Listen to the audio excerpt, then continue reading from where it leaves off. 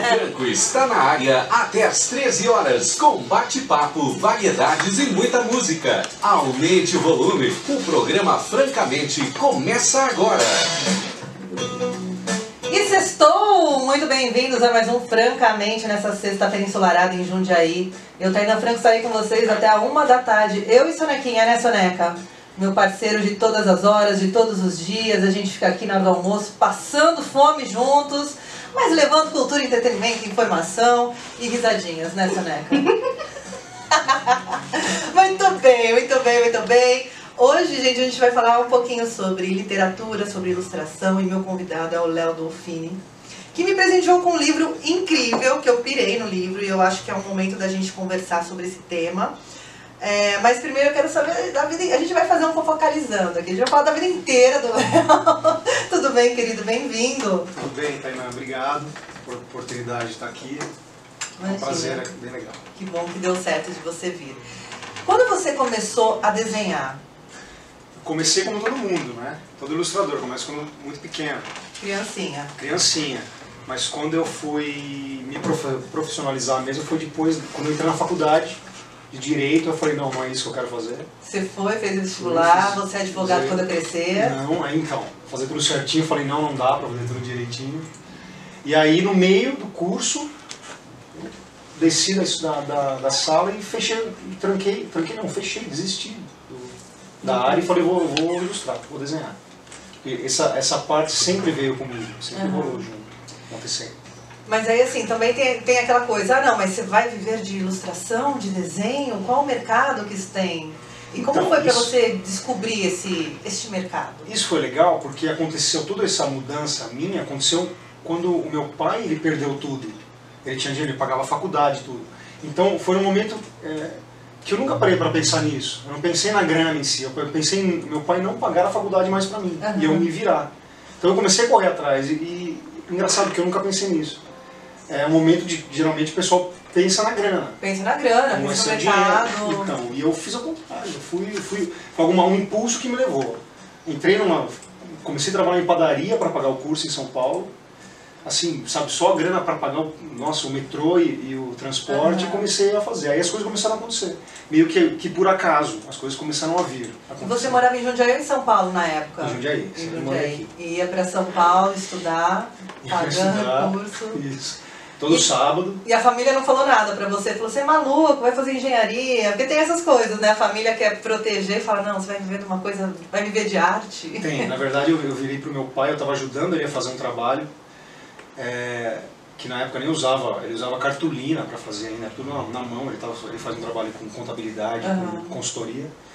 E aí nessa hora eu entrei, ele é meio bem bravo, assim, austero, eu perguntei para ele, pai, você gosta disso, o que é isso, né? Como você escolheu isso? Ou seja, eu estava dizendo para ele que, pai, vou sair da faculdade e vou fazer o que eu quero.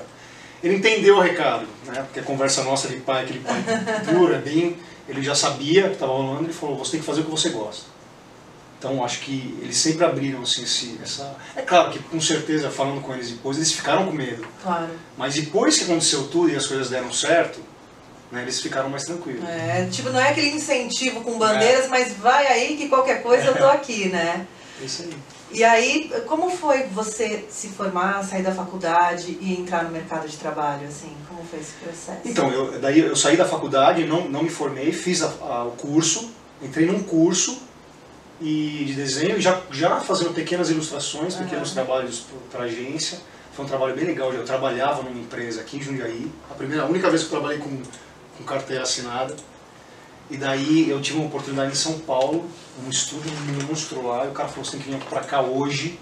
Eu falei, eu vou, tipo, larguei, dei um sumiço no trabalho, fui, consegui pegar o job. Abandonei, falei, eu vou no dentista, pro chefe.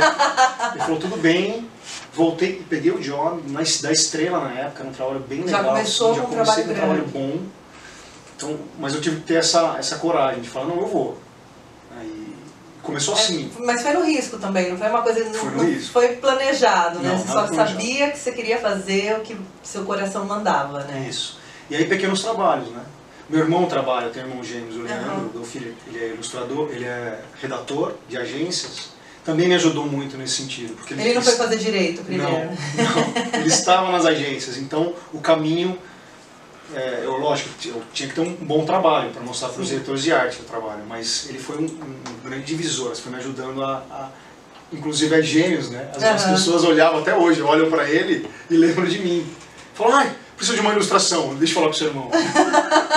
Meu network é em dose dupla, né? Encontram ele, lembram de você, encontram você e lembram dele. É bom que pede jobs, né? Isso é importante. Vamos de música, Sonequinha?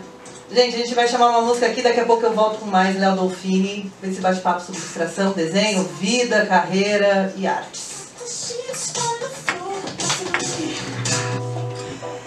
E voltamos aqui para os estúdios da Rádio Difusora. Hoje estou com o Léo Dolfini falando sobre desenho, ilustração, sobre vida. Ele que lançou um livro agora, que a gente já vai falar do livro, mas ele está falando nos bastidores aqui que ele vai para Portugal. Semana que vem? Semana que vem eu vou para Portugal, vou para Montemoro Novo.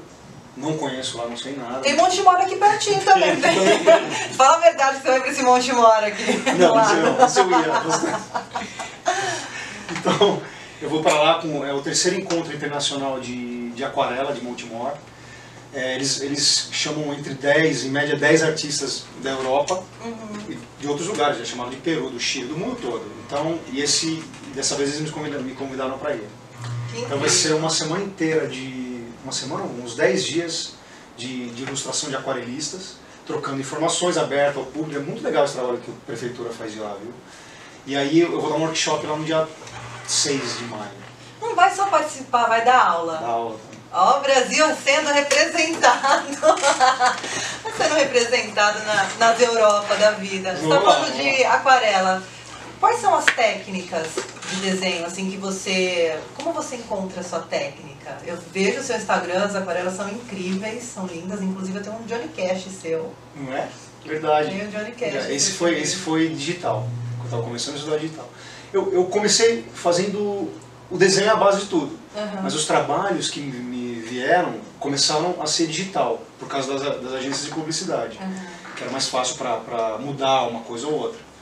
Então eu comecei com o digital também, junto com o desenho. Com o tempo eu fui para a arte clássica mesmo, a base mesmo da ilustração, a acadêmica, porque eu percebi que existia uma lacuna entre eu e uns grandes artistas que pegavam jobs assim, muito bons. Eu pegava os médios e os bons não vinham para mim. Eu falei, o que está faltando? E aí achava que era 3D, achava que era um realismo, eu achava que eram técnicas digitais, para dar um brilho ou não. Quando eu conversei com o cara, e ele falou, não, é academia, você precisa da base do desenho. Aí o desenho, bem forte, você consegue usar a técnica que você quiser, com maestria. Assim. Então isso nos meus cursos eu falo para os alunos, no Brasil a gente é muito medíocre na parte artística, porque todo mundo quer pintar, mas desenhar, né, ninguém quer. E aqui a gente não tem mais academia de arte. Tinha lá na época do Dom Pedro. E a academia você fica 5 anos, né? São 5 anos, todos os dias, 3 horas por dia. Para aprender a desenhar, a base mesmo. A base, então, os caras desenvolvem, né, uma formação assim, de olhar para a arte muito forte. Aí ele vai seguir o que ele quiser. Por exemplo, o Picasso, se você colocar na internet, uma obra dele com 16 anos, Picasso, 16 anos de ilustração. Ele fez uma arte do pai dele, cara, é real, assim, ele fez academia de arte. Então ele tem todo um processo na academia de arte e desenvolvimento. Com o tempo ele desconstruiu aquilo e criou o que ele queria. Todo mundo acha que ele faz aquilo, mas tem toda uma bagagem de estudo que esses caras, grandes mestres, tiveram. É porque vem daquela fantasia que você nasce com o dom e o dom se aflora espontaneamente em algum momento da sua vida e você refém daquilo. E não é, tem muito suor, lágrima e estudo, né? Em julho tem os cursos de férias nas academias de arte, né, na Europa e nos Estados Unidos. Eu fui para a Europa, fui para Firenze, fiz lá o curso da Angel, de verão deles, e na Filadélfia. Também na Academia de Arte, lá no Estúdio Incaminati. A gente perguntou isso, o que é dom, né? Esse dom. Eles ficam bravos. Não, isso não existe. Aí chamava a gente para ver e falava assim, existe, claro, uma facilidade, uma habilidade. Mas é o dia a dia. São 8 horas, cara, de arte por dia. 8 horas, o cara entra o dia inteiro. Eu fiquei com dor nas costas de ficar em pé. Eu sempre treinei, sempre fiz... Cara, na semana seguinte eu estava me arrastando, uma semana depois. Quer dizer, imagina um ano todo. Que o cara, então, tem a parte da relação desses caras também. Né? Essa coisa é lenda, né? Achar que lenda. só você tem uma habilidade, você vai entrar no mercado de trabalho e você vai ser um grande gênio da arte moderna, né? Não. Porque nem os grandes gênios foram só grandes gênios, como você falou do Picasso, ele estudou pra caramba, né? Pra ele desconstruir tudo, ele tinha um embasamento clássico enorme, né? E eles não queriam ser, acho que eles não buscavam ser grandes mestres, eles apenas faziam o dia a dia, como esses estudos. Tem grandes mestres que eu sigo os estudos que eles faziam. Aí um trabalho que ele fez, pediram para ele fazer uma arte, X, virou uma grande peça, virou uma obra de arte. Mas ele não virou e falou assim, eu vou fazer uma obra de arte agora. Vou ser um grande gênio da pintura, do desenho e das artes, né? Tipo, a pessoa acorda e fala que vai se tornar aquilo, né? Eles eram aquilo de fato, eles respiravam todo dia a arte, né? É uma coisa meio que a gente vê isso, é meio bizarro até esses grandes gênios. Tem a parte, lógico, emocional deles também, que todos eram meio loucos, né? Porque eles viviam 28 horas por dia, nem sei como, dentro do estúdio. Então eles respiravam aquilo, era muita força. Visceral, né? Visceral. Era visceral mesmo, né? Aí não tem como o cara se tornar um álbum ou não aparecer. Porque... E você, para migrar para o digital, você falou que precisa de toda essa base, né? O que está me faltando é o 3D, é mexer com a tecnologia. E na verdade você voltou para o início, você voltou para a base, né? Sim. Migrar para os trabalhos digitais, como foi esse processo para você, assim, de se apropriar das ferramentas? Porque hoje, assim, tem ferramenta para tudo, né? Sim. No mundo dos computadores da vida. Como foi esse momento de largar o lápis, por exemplo? Então, o digital ele veio para o artista. Então lá quando surgiu lá com os caras, a Disney, por exemplo, tem um livro deles de designer, tem lá os trabalhos de aquarela, de pintura e tal. Aí esses mesmos artistas migrando com o tempo para o digital. O digital, ele apenas veio, é uma ferramenta para facilitar o artista. Para não usar tinta, para ser mais rápido, para mudar. Então, esse artista que usa o pincel, então o digital, eles tentam criar o pincel o mais real possível do tradicional. Então é um pensamento que eu tinha, que era o contrário. Não é o digital, não é por si só a ferramenta, não. Tem um artista antes disso. Então ele veio depois, o digital veio para facilitar. Então o cara que manda bem na clássica, na mão, ele vai precisar de uma adaptaçãozinha, de mexer no software e tal. Mas ele vai tranquilo. Vai destruir. Tem toda a base dele de força ali na arte. Né? E o seu trabalho na área de publicidade? Você estava falando que você foi parar em agência, assim, teve coisa que você falou, não quero fazer isso? Tem. Eu não quero fazer isso. Mas a gente precisa, tem essas né? crises assim, artísticas. Claro. A publicidade é onde está a grana aqui, né, pra gente, né? Felizmente, né? Porque a arte tem um valor agregado. Sim. Mas no audiovisual é a mesma coisa, o cara que faz jingle ganha mais do que um compositor que está lançando um disco autoral, enfim. Porque tem um valor agregado da marca, Sim. Que a gente né, nessa parte de mercado. Então, é o que me sustenta hoje. E sou muito grato também por isso. Mas é isso, desde o começo eu aprendi que quando eu entrego uma ilustração para publicidade, eu falo assim, é um tijolo, eu faço um tijolo, o cara me pede, eu entrego pro cara. Porque esse tijolo vai passar na mão de um, ele vai mudar. Às vezes nem precisa, mas ele tem o olhar dele, o outro vai mudar, o outro vai mudar. Chega pra mim com várias alterações. Então, no começo eu ficava, né, possesso, mas nunca eu discuti com o diretor de arte, nunca briguei, eu sempre olhei nessa visão. Cada um tem uma equipe. O seu papel, né? O que o cara quiser, e no final vai chegar pro cliente, e o cliente vai mudar ainda se ele quiser tudo. Então, vai mudar e voltar naquele primeiro que você fez, né? Gostei mais do primeiro. Sim, então eu sempre trabalhei esse desapego, assim, eu entrego o meu melhor, aí o cara vai mudar. E muitos diretores, a maioria dos diretores de arte, que eu entrego o meu melhor, ele tem uma outra visão e me ajuda, fica melhor ainda. Então é legal ter essa troca. Porque também você fica com um olhar mais de mercado, né? Sai da coisa só artística, que é tudo, na verdade, né? E também fica com um olhar de mercado e de como o público também pode receber a informação que você passa através de um desenho, né? Sim. Muito bem. Sonequinha, vamos de música? Daqui a pouquinho eu volto aqui para os estúdios com o Léo Dolfini para falar sobre desenho, ilustração e o livro que ele lançou recentemente. E voltamos aqui para os estúdios da Rádio Difusora hoje com o Léo Dolfini falando sobre desenho e ilustração. Ele estava contando um pouco da carreira dele, das técnicas e tal, mas eu trouxe ele aqui, não porque ele é meu amigo, eu gosto dele, o trabalho dele é foda. Eu trouxe ele aqui porque ele lançou um livro recentemente, ele e seu irmão gêmeo.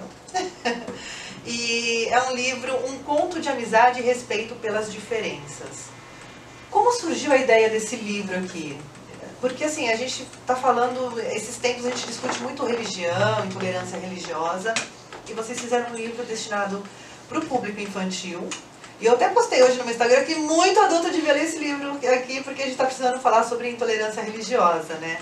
Como que veio este livro aqui na vida de vocês? Esse livro surgiu com um sonho do meu irmão, do Leandro, que ele teve o caso do Cauã, do filhinho dele, e a gente, por gostar muito do yoga, e ele quis, de um jeito, de uma forma lúdica, trazer esses ensinamentos para o filho dele. Por exemplo, como quando o filho dele estava nervoso, tipo, respira, fica calmo. Então, foi um tempo, uns 5 anos, durou na cabeça dele, e falou, puta, eu preciso criar um algo para o meu filho, trazer essas ideias, esses valores, né, do yoga, que não é uma religião, mas esses valores de calma, de tranquilidade, de transformar um sentimento ruim numa coisa boa, de uma forma mais lúdica para ele e para uma criança, né, no dia a dia.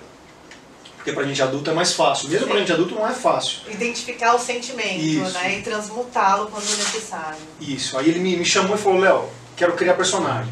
Falei, beleza, vamos nessa. Demorei 5 anos. Ele me deu um ultimato e falou, cara, ou você faz ou eu vou ter que contratar outro. Falei, não faço. Tipo, não vai contratar mesmo e não vai pagar. A gente fez assim. Não vai contratar ninguém, não. Então a gente fez, aí surgiu. Então, iriam ser historinhas isoladas, sobre cada personagem e tal, ensinando esses valores. Aí entrou um outro amigo nosso, o Vladimir Pessiotto, que é o dono da Eleva, do Ápice Eleva, aqui de meio. Da escola. Da escola. E ele entrou comigo, ele vai tomar café comigo sempre, um grande amigo, ele falou, cara, mostrei o projeto, ele falou, vamos fazer uma coisa mais profunda para a escola, que está super em alta esse assunto sobre intolerância religiosa, né? Então eu achei um assunto polêmico, necessário de a gente falar, e ele trouxe essa ideia pra gente. Eu falei, lindo. O Leandro escreveu a história, e na verdade esse livro, aí surgiu esse livro, que é a Turma do Yoguinho, que são os personagens que a gente criou, e o Vento, o Senhor Vento, que resumindo, o Senhor Vento ele encontra os grandes mestres, representantes, né, das grandes religiões e pergunta para eles o que é o Papai do Céu para você. E cada um traz um valor. Então a gente não tá, o objetivo do livro não é explicar sobre as religiões ou falar sobre as religiões, é mostrar que elas existem. E como existem, o negro, o amarelo, o índio, elas existem. Então, e com isso a gente tem que ter respeito e tolerância, né? Que é a base Aliás, essa é a base de toda a religião, né? De todas. É que elas se confundem em algum momento ali. Esse trabalho seria um deles, né? Eles teriam às falar vezes esses líderes religiosos estão errando aí ao comunicar o que é religião, né? Eu falo cada vez mais, a espiritualidade toma uma distância enorme da religião, pelo menos pra mim, assim, né? Quando se fala em religião, eu acho que você tem que ficar preso num conceito e você não consegue necessariamente desenvolver sua espiritualidade, né? Sim. São coisas distintas. E se a gente não tem a mente aberta para pensar que é simples, porque o mundo é muito grande. Sim. Então, como eu vou falar, por exemplo, só Jesus salva, se lá na China, na Índia, ninguém conheceu Jesus. Sim. Né? Lá é uma outra cultura, é um outro povo, é um outro tempo. Então, claro que vieram outras líderes, pessoas com grande coração, com grande coisa boa para passar, que eles deram outro nome.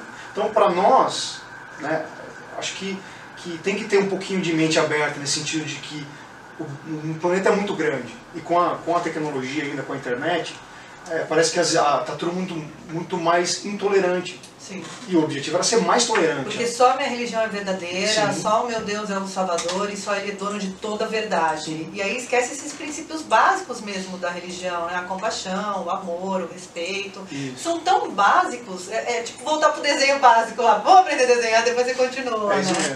E a gente vai perdendo isso no meio de um monte de discurso, né? Na verdade.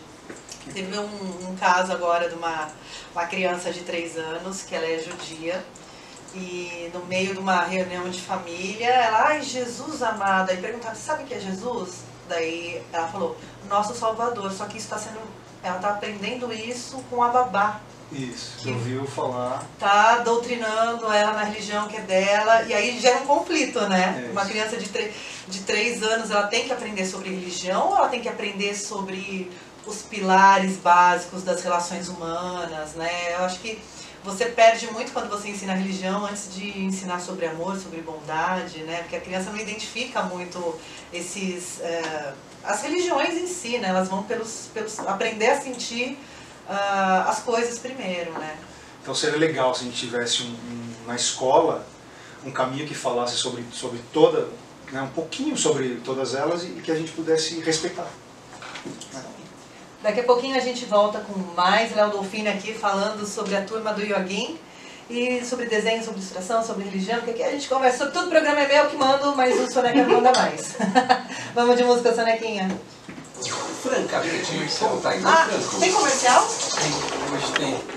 E voltamos depois desse break comercial, gente. Olha, estou aqui feliz, banhada em ouro comercial agora, né, Soneca?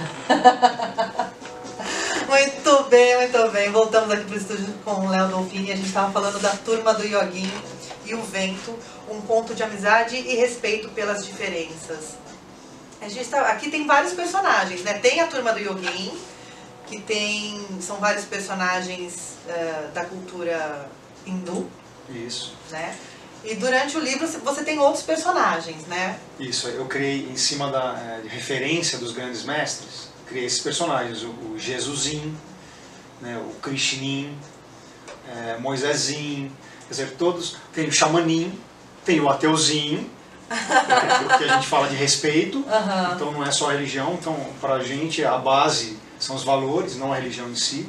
Só que o problema é que as brigas vêm a partir da religião. Então, sim, se ninguém está falando nisso, que não tem como briga, né? Não é necessário a briga, e sim o respeito, a gente fala. E eu acho que para criança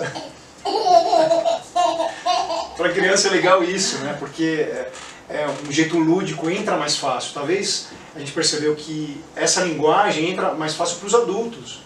A gente deu uma palestra na SAP, na Semana de Aperfeiçoamento Pedagógico, desse ano que a Prefeitura convidou a gente, para professores e diretores de escola. E foi muito legal, falando desse projeto. Porque a gente viu que existe uma imaturidade nossa mesmo para olhar para essas questões. Porque até o quão neutro o professor é para passar qualquer ideia dele. Né? Então, a gente viu barreiras que aconteceram com os próprios... Cara, eu nunca olhei para isso, a professora falando. Professoras que se emocionaram, professoras que falaram eu nunca olhei para isso. Ah, eu sou evangélico, mas eu nunca olhei com respeito. Pô, mas tem outras. Então, se eu consigo passar isso para os alunos, para as crianças, esse respeito, essa tolerância, tá? Então, o trabalho ainda é dos adultos. Que a gente falou, esse livro é para criança, mas quem vai ler e vai ensinar é um adulto. Sim. Então, a reforma tem que vir antes. Sim. Né, que a gente achou que a reforma era na pequena, mas pô, quem vai ensinar, a criança ele repete. Então é um trabalho mais profundo, a gente viu, assim, mais de olhar pra gente mesmo e ver o estado laico, quanto a gente consegue ser laico mesmo. Estado laica, né? Porque estica e puxa, de laico não tem nada nesse estado, porque vamos combinar, né, meus amiguinhos? Isso aí. E é legal, assim, esse trabalho junto aos professores também, porque... claro, cada um traz sua fé, cada um tem as suas verdades, os seus princípios, que também vem de uma criação, né? A gente tem todo um contexto familiar, social, histórico, e como você não interferir na história do outro, né? Porque quando você impõe o que você pensa, seus valores, você esquece que aquela pessoa também está vindo de uma família, de um contexto social, de uma outra religiosidade, né? As religiões de origem, de matriz afro também, tem criança que não fala que a família, uma criança tinha medo de contar, né, que era da Umbanda, enfim, porque tinha medo de ser julgado na escola, porque a maioria era evangélico. A gente não pode ter medo de expressar a nossa fé, na verdade, né, e é um trabalho que tem que ser feito com os adultos, né. A gente esquece que o que importa é que a gente carrega dentro da gente. Ah, se eu gosto do Palmeiras, eu gosto do Corinthians, e sou uma pessoa boa, isso não é um problema. O importante é que eu sou uma pessoa boa, sou uma pessoa que faz o bem, o legal.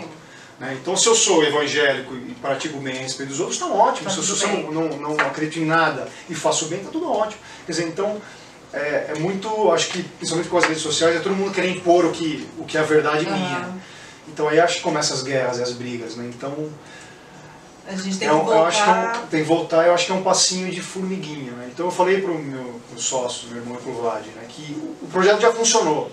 Porque muitas pessoas, a gente falou, se a gente conseguir tocar uma pessoa de verdade e transformar ela dentro, o projeto já funcionou. Não precisa nem que o nosso objetivo é ir para as escolas. Sim, né? rodar mesmo. Rodar mesmo, porque é um incentivo à literatura, né? Um incentivo à leitura, que eu acho que é uma coisa que a gente precisa promover, voltar aos livros, para criar o hábito de leitura, né? A gente está acostumado a ler post de internet, acha que aquilo é leitura, né? Super rápido. É super rápido e a gente não tem tempo para ler um livro, ou, né, ou grana mesmo, a gente prefere não comprar um livro para fazer qualquer outra coisa. Então, acho que o primeiro passo é esse, né, de incentivo à leitura das crianças, dessa nova geração, dos adultos voltarem a ter contato com os livros.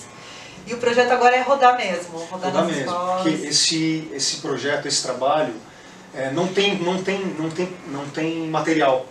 As pessoas, os governantes, até no Rio, o pessoal já sabe que é um assunto, a gente não sabe, né? Não se fala, mas é muito grande assim, a intolerância que tem, principalmente lá no Nordeste, com essa questão que você falou das religiões afros, principalmente por isso, nem a Umbanda em si, mas por ser afro. Sim. Então o Brasil, a gente fez uma pesquisa toda para criar esse trabalho.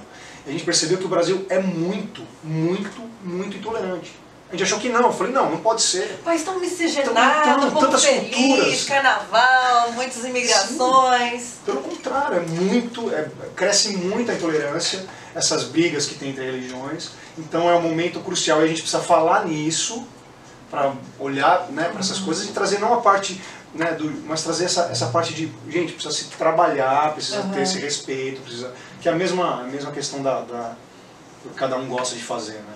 Respeito, tolerância.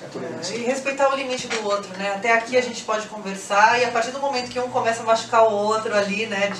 Cada um tenta impor o seu também, é hora de se afastar, de fazer uma reflexão, da gente saber trocar, na verdade, né? Por que eu, de uma religião, não posso trocar com você, que é de outra religião?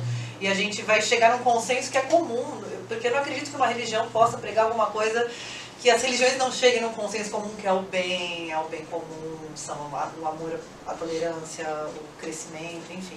Que na verdade, no fundo, todos nós somos imperfeitos. Sim. Então, eu, na minha imperfeição, escolho uma.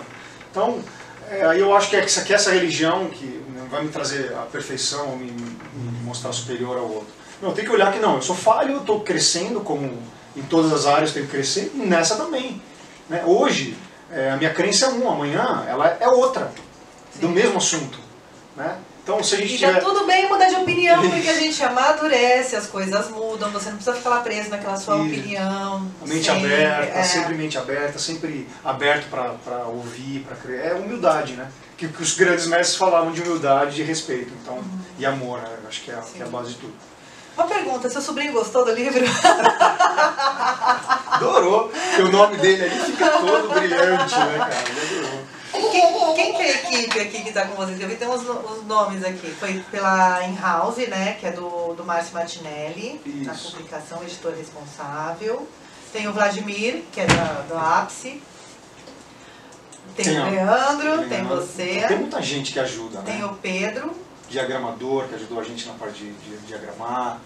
Num projeto desse, né, a gente faz sem grana, a gente aqui, somente no Brasil, a gente faz com gente ajudando, né, com muito apoio, assim, então tem bastante gente aí. E aí tem também uma direção pedagógica que é importante, né? Vocês não colocaram a informação lá, olha gente, eu acho isso e coloquei. Você estava falando, teve uma pesquisa, se aprofundaram na pesquisa e tem a parte pedagógica também, já que a gente está falando de uma leitura voltada, né, para o público infantil. É uma bem leve, é um trabalho bem leve para trazer essa leveza mesmo, e é muito legal porque os professores que a gente conversou, as professoras, dá para trabalhar muita coisa. Por exemplo, vai encontrar o Budinho, que é o Buda, né? Pequeno Buda. A professora pode trabalhar cultura, onde surgiu isso, como é os costumes do povo. Sem trabalhar com religião necessariamente, trabalhar com a cultura mesmo. Lá surgiu isso aqui, é uma pessoa que aconteceu isso, né? Vai para outra, Iemanjazinho que tem, vai lá para a cultura, da onde surgiu, onde é, como é a cultura deles. Então quando a gente começa a ter essa clareza, consciencial que a gente abre, o preconceito some. Então o preconceito, a base do preconceito que a gente percebeu é a ignorância. Sim. É achar que aquilo ali é macumba. Pô, macumba é um instrumento musical. Sim, sim. Né? Então, o que é isso? O que acontece? Né? Se não quiser, claro que é muito difícil a gente ter essa mentalidade aberta. Se não quiser, no mínimo ouça o outro, ou respeite. Não quero saber, mas e respeite. para de repetir o senso comum, chuta que é macumba. Gente, como assim, né? Tipo, você está estimulando um gesto de violência, de uma coisa que está enraizada, como se macumba fosse uma religião, né? Como que está ligado a uma religião, né? Então, a gente também precisa repensar nossos hábitos, as nossas falas, as nossas posturas, né? Fazer essa autocrítica, né? Isso aí. Vamos de música e daqui a pouquinho eu volto com mais Léo Dolfini aqui nos estúdios da Rádio Difusora. Muito louco isso, né? E voltamos aqui para os estúdios da Rádio Difusora hoje com Léo Dolfini. Gente, essa risada não é minha não, né, Soneca? Não, né? Ah, bom. Eu estava ficando um pouco preocupada. E a gente está falando sobre a turma do Yoguin e o Vento, um conto de amizade e respeito pelas diferenças. Uma coisa que me chama a atenção aqui, neste livro, que fala sobre tolerância religiosa, não é sobre intolerância, é sobre tolerância religiosa. Em nenhum momento ele fala de religião, né? Isso. Em nenhum momento. Ele vai falar de respeito, vai falar de amor, de bondade.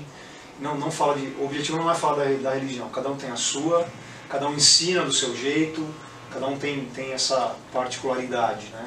E tem o xamanim, que é um índiozinho, tem o ateuzinho, que é um ateu.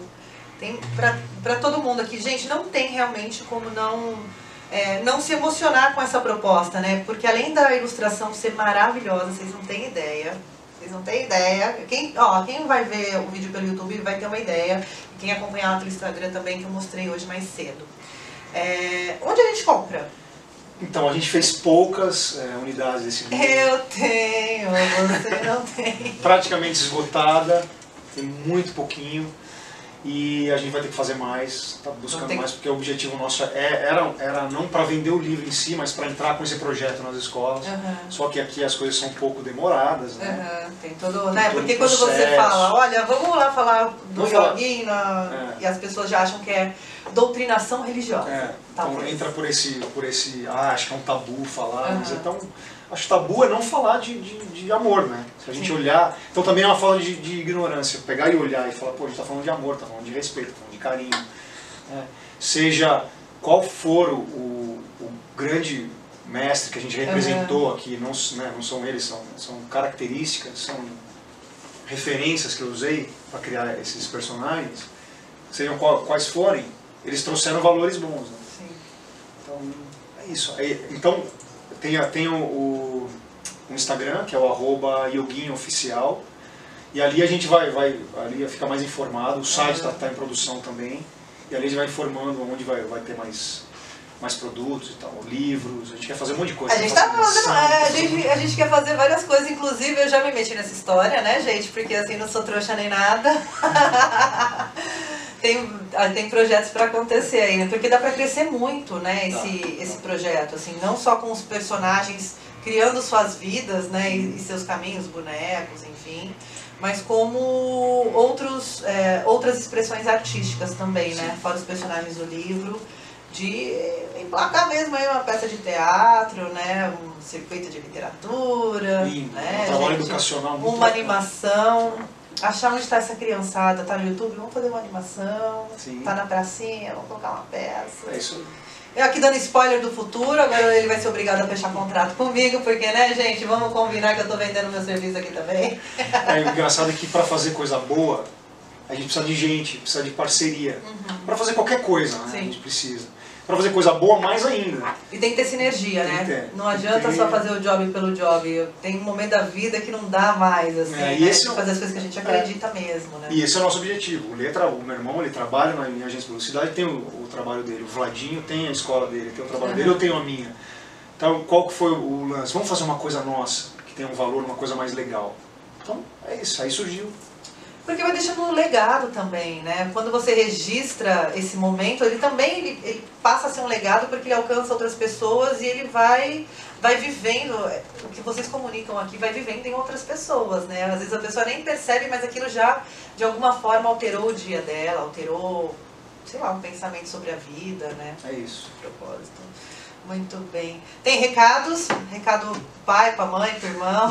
Estamos aqui na reta final do programa, minha gente. É só uma rapidinha aqui na hora do almoço. Acho que o recado é para o pessoal ser mais tolerante em todos os níveis, em todo sentido. Só isso. E pensar em exercitar mais esse amorzinho, né? Olhar para o outro, tentar olhar, compaixão. não né, que é difícil, mas pô, o que o outro está fazendo de bom. Hoje a gente olha muito o que o outro está fazendo de ruim. Apontar o dedo, né? Então, tá bom, todo mundo tem coisa ruim. Não tem como, ninguém é perfeito. Então, pô, o que ele tem de bom? Pô, aquilo ali, então eu vou enaltecer isso. Se a gente fizer isso aí, acho que o negócio fica melhor. Ser mais propositivo, né? Ser mais positivo com relação às escolhas do outro, né? É isso aí, tá vendo, gente? Que lição de vida. Vocês não ligaram o rádio hoje pensando que vocês teriam uma lição de vida, um momento tão incrível como esse, que você ia se iluminar nessa horinha de almoço, né, Soneca? Soneca aqui, ó, já tá até meditando. Respira, calma, sexta-feira.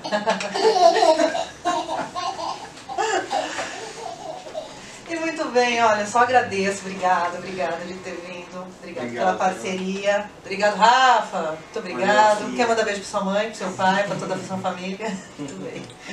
Sonequinha, valeu mais uma vez, mais uma semana acabando aqui, segunda, amanhã não tem eu, nem depois de amanhã.